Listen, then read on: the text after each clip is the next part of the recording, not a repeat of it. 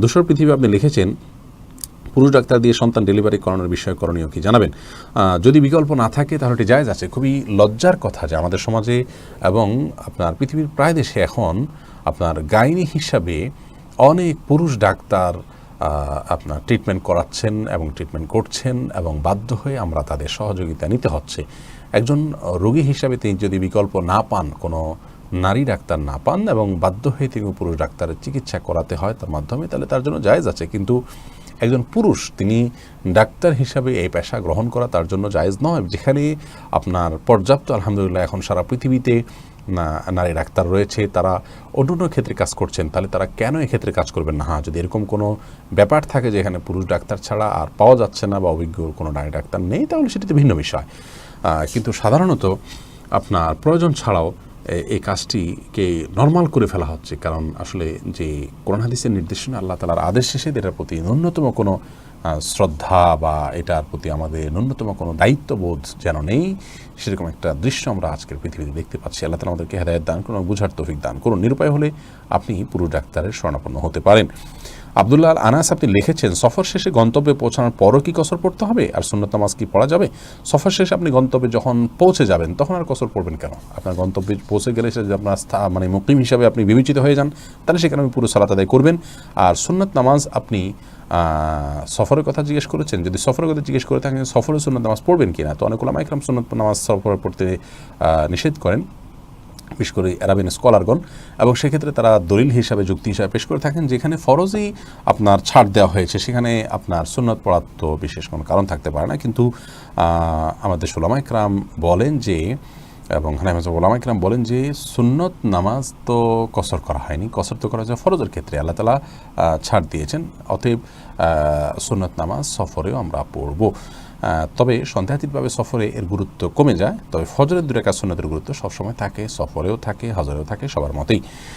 শারমিন আক্তার আপনি লিখেছেন, আমার রান্নার ইউটিউব চ্যানেল আছে, আমি কথা বলি না, এভাবে ইউটিউব চ্যানেল পরিচালনা করা জায়েজ হবে কি? কোনো অসুবিধা নেই, পর্দার খেলাফ যদি না হয় সেক্ষেত্রে আপনি ইউটিউব চ্যানেল পরিচালনা করতে পারেন, ভালো কিছু মানুষকে দিতে পারেন। ফাতুন কারিব আইডি থেকে আপনি লিখেছেন, কাপড়ে বীর্য লাগলে এবং তা শুকিয়ে গেলে সে কাপড় না ধুয়ে কি সালাত আদায় করা যাবে? যদি না ধুয়ে আপনি সালাত আদায় করেন তাহলে সেক্ষেত্রে সালাত হয়ে যাবে। কাপড় বীর্য লাগলে তা শুকিয়ে গেলে আপনি সেটা যদি খোঁচায় উঠায় হয়তো নামাজ পড়েন, নামাজ হয়ে যাবে। আর যদি খোঁচায় উঠানোর মতো না হয় তাহলে আপনাকে ধুইতে হবে, ধুয়ে তারপরে ওই জায়গাটা ধুয়ে তারপর সালাত আদায় করলে সালাত হয়ে যাবে। আলামিন বিন সিদ্দিক আপনি লিখেছেন, বারাকাল্লাহু ফি হায়াতিকা ওয়া ইয়াহফাজুকা মিন কুল্লি মাকরুহিন ওয়া জাযাকাল্লাহু খায়রান ওয়া উহিব্বুকা ফিল্লাহি শাইখুল মুহতারাম আহাব্বাকাল্লাহু আল্লাযী আহবাবতানি ইয়া আখিল হাবিব আল আজিজ ওয়া জাযাকাল্লাহু খায়রা। আল্লাহ আপনাকে ভালোবাসুন যে আল্লাহর জন্য আপনি ভালোবাসার কথা প্রকাশ করেছেন। এরপরে শিহাব আহমেদ আপনি লিখেছেন, পায়ের সমস্যা থাকলে দাঁড়িয়ে পেশাব করা যাবে কি? যদি সমস্যা থাকে, আপনার বসে পেশাব করতে অসুবিধা হয়, অনেকের অসুবিধা হয়, তাহলে সেক্ষেত্রে তো আপনি নিরুপায় হিসেবে অবশ্যই আপনার জন্য জায়েজ আছে। আরাফাত আবরার আপনি লিখেছেন, বাচ্চা প্রসব কতদিন পর নামাজ পড়া উচিত? বাচ্চা প্রসবের কতদিন পর আমরা নামাজ পড়ব? তো এর উত্তর হলো যে যদি ব্লিডিং থেমে যায় 30-35 দিনের মধ্যে বা 40-এর কমের দিনের মধ্যে, তাহলে যখন থেমে যায় তারপর থেকে আমরা সালাত আদায় করব। আর যদি ব্লিডিং না থামে তাহলে 40 দিন পর্যন্ত আমরা সালাত বন্ধ রাখবো, এরপরে ব্লিডিং থাকলেও আমরা সালাত আদায় করব।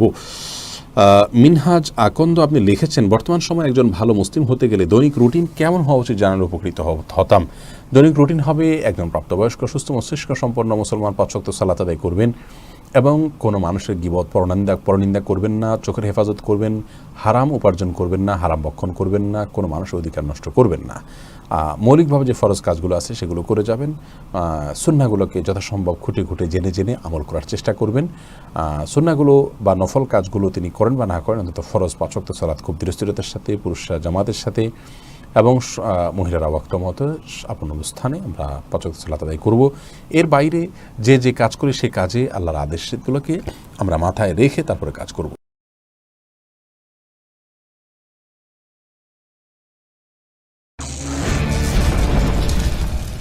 এরপরে আব্দুল বারী আপনি লিখেছেন, মসজিদ মাদ্রাসা বা মাহফিলের জন্য টাকা কালেকশন নামে রাস্তায় যে চাঁদা তোলা হয়, এ ব্যাপারে আপনার দৃষ্টিভঙ্গি কি জানতে চাই। রাস্তায় মানুষের পথ রোধ করে মানুষকে অনেকটা লজ্জায় ফেলে দিয়ে যদি চাঁদা তোলা হয় তাহলে সেটা খুবই গর্হিত একটি কাজ। মসজিদ মাদ্রাসা এবং মাহফিলের জন্য এই ধরনের কাজটাকে মৌলিকভাবে যদি কাউকে জবরদস্তি নাও করা হয়, তারপর এই কাজটাকে আমি ভালো চোখে দেখি না, এটা আল্লাহর দিনকে অপমান করার শামিল। ব্যাপারটা যদি এরকম হতো যে নিরুপায় দিন টিকানোর জন্য এটি জরুরি হতো, তাহলে একটা বিষয় হয়তো হতে পারতো, কিন্তু ব্যাপারটা তো সেরকম না। মসজিদ তো নর্মাল থাকলেও আমরা সেখানে সালাত আদায় করতে পারি, সেখানে মসজিদকে লাক্সারিয়াস করার জন্য মানুষের কাছে হাত পাতা, রাস্তায় দাঁড়িয়ে দাঁড়িয়ে, এবং সেখানে যারা তোলে তারাও একটা বড় অংশ কমিশন হিসাবে নিয়ে যায়, সেক্ষেত্রে দাতাও অনেক ক্ষেত্রে ক্ষতিগ্রস্ত হয়। এই পদ্ধতি আমাদের সংস্কার করা উচিত। রাশেদা আক্তার লুবনা জানতে চেয়েছেন, বাবার সম্পদের অংশ ভাইরা যদি ইচ্ছাকৃত বোনদের ঠকিয়ে দেয় তাহলে করণীয় কি? আপনি আইনে আশ্রয় নিতে পারেন, যথাযথ নিয়মে জবরদস্তি করে, আপনার এটা হক, আপনার অধিকার, আপনি অধিকার আদায় করার জন্য যথাযথ ব্যবস্থা আপনি নিতে পারেন। জেসমিন আক্তার বোন আপনি লিখেছেন, বাচ্চাদের বিছানা প্রসাব বন্ধ করার কোনো তদবির আছে কি? এর জন্য বিশেষ কোনো আমল তো আমার জানা নেই, যারা রুকিয়া করেন, ঝাড়ফুঁক করেন তারা ভালো বলতে পারবেন যে কোনো বিশেষ কোনো আমল আছে কিনা। রাশেদা আক্তার লুবনা, আপনার প্রশ্নটির উত্তর ইতিমধ্যে দিয়েছি। জুমান বাদশাহ আপনি লিখেছেন, হাদিস পড়ার জন্য কি ওযু করতে হবে? না, হাদিস পড়ার জন্য ওযু করা জরুরি না, বিনা ওযুতে আমরা হাদিস গ্রন্থ পাঠ করতে পারবো, আর যদি ওযু থাকে তাহলে তো ভালো, সেটা অবশ্যই ভালো।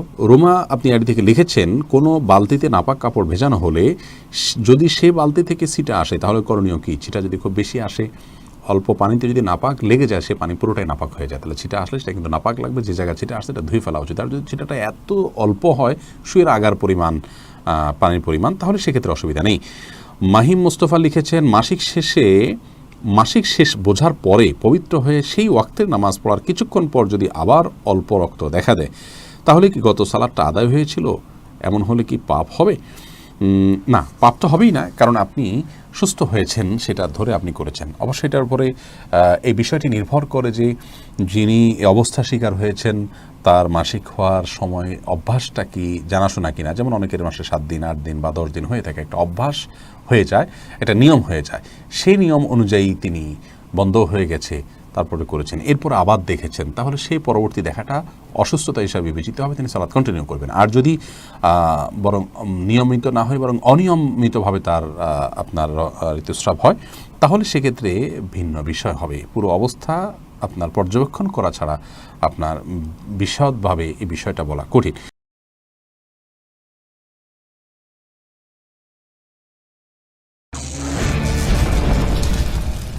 নাজমুন নাহার আপনি লিখেছেন, আজানের সময় প্রসাব বা পায়খানা করলে কোনো পাপ হবে না? কোনো পাপ হবে না। শহীদুজ্জামান লিখেছেন, উচ্চারিত নামাজের সময় কি ইমামের সাথে আল্লাহু আকবার বা সামি আল্লাহু লিমান হামিদা বলতে হবে? ইমাম যখন উচ্চস্বরে সালাত আদায় করবেন, ইমামের সাথে আমাকে অবশ্যই আল্লাহু আকবার বলতে হবে, আর যখন ইমাম সামি আল্লাহু লিমান হামিদা বলবে, আমরা রব্বানা ওয়া লাকাল হামদু সামি আল্লাহু হামিদা আর বলতে হবে না। দুঃখিত। সঞ্জিদা জাহান মিম আপনি লিখেছেন, নবজাতক মেয়ে বাচ্চাদের কপালে সৌন্দর্য বৃদ্ধির জন্য টিপ দেওয়া যাবে কি? সৌন্দর্য বৃদ্ধির জন্য টিপ দেওয়া যেতে পারে, কোনো অসুবিধা নেই, কিন্তু আপনার কোনো ক্ষতি থেকে বাঁচার জন্য টিপ দেওয়া, এটা শিরপূর্ণ বিশ্বাস, এটি করা যাবে না। বিশেষ করে বদনজর থেকে বাঁচার জন্য টিপ দিলে আর বদনজর লাগবে না, এই বিশ্বাসের জায়গা থেকে এরকম করে তাহলে এটা ভুল হবে। আলফিয়া ইসলাম আপনি লিখেছেন, যার সম্পদ আছে তার জন্য ছেঁড়া জামা পরে নামাজ পড়া কি সমীচীন? আল্লাহ বলেছেন, ইয়া আইয়ুহাল্লাযীনা আমানু খুযু যিনাতাকুম ইনদা কুল্লি মাসজিদ, হে ঈমানদারগণ, তোমরা প্রত্যেক সালাতের সময় সুন্দর পোশাক পরো, অর্থাৎ ভালো পোশাক পরো বা পোশাক পরো। তো যার ভালো পোশাক আছে সে আল্লাহর দরবারে দাঁড়ানোর সময় ছেঁড়া পোশাক পরাটা এটা উচিত নয়, এটা আল্লাহর প্রতি অবজ্ঞার শামিল। জোহরা দিলশাদ আপনি লিখেছেন, আমার 2 মেয়ে 18 এবং 8 বছরের, আমার স্বামী সহ সবাই একসাথে সালাত আদায় করি। আমাদের হজ করার প্রবল ইচ্ছা, আর্থিক অপারগতায় 4 জন করতে পারছি না। এই অবস্থা যদি কেউ মারা যায় তাহলে কি গুনাহ হবে? যদি আপনাদের স্বামী স্ত্রী হজ করার মতো আর্থিক সংগতি থাকে তাহলে আপনাদের জন্য হজ ফরজ। বাচ্চাদেরকে নিয়ে হজ করবেন সেই উদ্দেশ্যে অপেক্ষা করলে, দেরি করলে আপনাদের জন্য জায়েজ হবে না, গুনাহগার হবেন। আপনার হজ করে ফেলা উচিত। পরবর্তীতে তাদের তৌফিক থাকলে তারা করবে, না থাকলে নাই, প্রয়োজনে উমরা করতে পারেন পরবর্তীতে।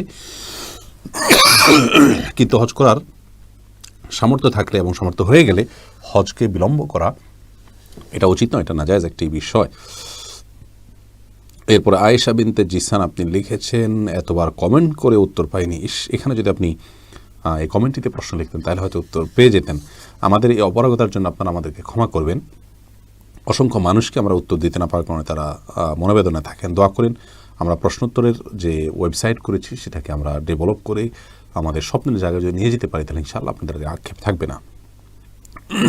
এরপরে এমনি মোজাম্মেল হক আপনি লিখেছেন আজান দেওয়ার সময় নামাজ পড়লে কি গুনাহ হবে? না, গুনাহ হবে না। তবে ফরজ সালাতের আজান হলে তারপরে আমরা সালাত আদায় করব জামাতের সাথে। ওয়াক্ত হয়ে গেলে তো আগে থেকে করতে পারি, কিন্তু আজান চলাকালীন সালাত আদায় করলে কোনো অসুবিধা নেই। এরপরে এমডি ইসমাইল হোসেন লিখেছেন ঘরে পত্রিকা রাখা যাবে কি না? পত্রিকা সংবাদ পড়ার জন্য আপনি রাখতে পারেন, এটা রাখলে যে কোনো গুনাহ হবে বাট সেরকম না। তবে এটাতে যে ছবি আছে, বিশেষ করে অশ্লীল কোনো দৃশ্য থাকলে সেগুলো আপনার নিজের নজর থেকে সেগুলোকে নিজের নজরকে হেফাজত রাখতে হবে সেগুলো দেখা থেকে, এবং যথাসম্ভব সমস্ত ছবি টবি বাসা যেন প্রদর্শিত না থাকে, সেগুলো যেন কোনো বাক্স ইত্যাদি বা বাক্স ইত্যাদি থাকে সে চেষ্টা করতে হবে।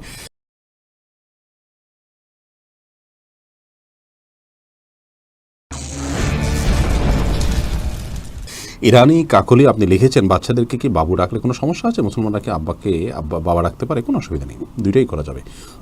এসকে এমডি ফরিদ লিখেছেন মোবাইলে ভিডিও দেখে আর বাসায় ছবি রাখা কি এক? মোবাইলে ভিডিও দেখা আর বাসায় ছবি রাখা কি এক? বাসায় ছবি টাঙ্গানো এটা ভিন্ন বিষয়।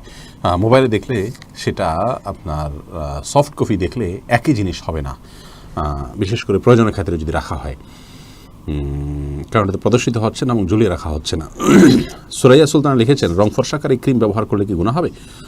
অসুবিধা নেই, কারণ আসলে এগুলোতে রং ফর্সাই হয় না, বেশিরভাগই প্রতারণামূলক। আর যদি রং ফর্সা হয় এবং পুরো আল্লাহর সৃষ্টির ধরনটাকেই পরিবর্তন করেন, আল্লাহ আপনাকে কালো করে সৃষ্টি করেছেন, আপনি এটাকে পরিপূর্ণ সাদা করে রংটা পরিবর্তন করলেন, তাহলে সেটা কিন্তু নিষিদ্ধের আওতায় পড়বে যদি এরকম হয়।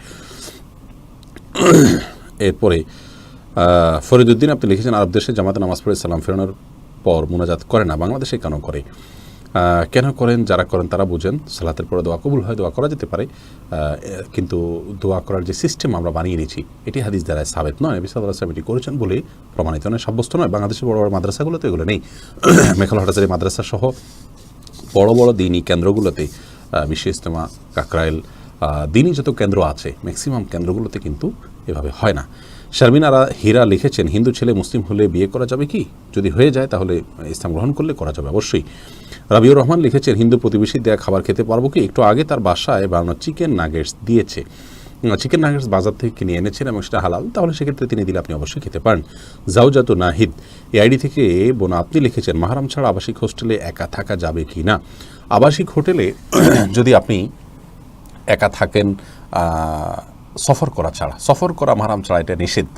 আর এমনিতে আপনি কোথাও থাকতে গিয়ে আবাসিক হোটেলে থাকছেন, আপনি একটা কক্ষে থাকছেন, ফিতনামুক্তভাবে যদি থাকতে পারেন তাহলে সেক্ষেত্রে শরীয়তের কোনো নির্দেশনা সেখানে লঙ্ঘন হচ্ছে না, আপনার জন্য এটা জায়েজ হবে। কিন্তু আবাসিক হোটেলে আপনি একাকী থাকলে যদি ফিতনায় পতিত হওয়ার আশঙ্কা থাকে তাহলে সেক্ষেত্রে সেটা আপনার জন্য জায়েজ নয়, বিশেষ করে যদি আপনি নিরুপায় না হন। এমনি হাসান মৃধা আপনি লিখেছেন শ্বশুরকে কি বাবা বলা যাবে? হ্যাঁ, শ্বশুরকে আপনি বাবা বলতে পারেন, কারণ এই বাবা বলাটা প্রকৃত অর্থে যে বাবা সেই অর্থে বলা নয়, বরং নিছক সম্মানার্থে বলা। এরপরে তানজিলুম মিনাল্লাহ এডি থেকে লিখেছেন নতুন কাপড় না ধুয়ে কি তা পরে নামাজ পড়া যাবে? যাবে, কোনো অসুবিধা নেই। নতুন কাপড়ে নাপাক লেগে আছে এরকম কোনো দৃশ্য যদি আমরা দেখতে না পাই বা নাপাক কাপড় বিষয়টা যদি প্রমাণিত না হয় তাহলে সেক্ষেত্রে আমরা ওটা পরে সালাত আদায় করতে পারি। অনেকে এটা নিয়ে অহেতুক আপনার সংশয়ের মধ্যে ভুগতে থাকেন যে নতুন কাপড় পাক আছে না নাই। নাপাক না থাকাটাই হলো পাক থাকার দলিল। যেহেতু কোনো নাপাক নাই অতএব সেটাকে আমরা পাকই ধরবো।